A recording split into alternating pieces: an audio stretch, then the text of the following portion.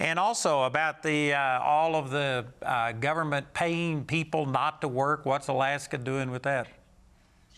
Yeah, that was, that's a bit of a problem, right? For a lot of states in this country is a lot of money was put into unemployment insurance. And I think initially it was done because they didn't know how long this thing was going to last and what the impact was going to be. But again, really what we need to do, what Alaska does, we adjust when we find out that the circumstances are changing.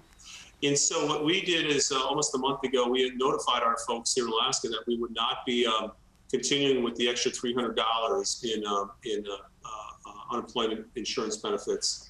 And so here within about a week, those folks are going to have to find a job. And there are plenty of jobs that we have.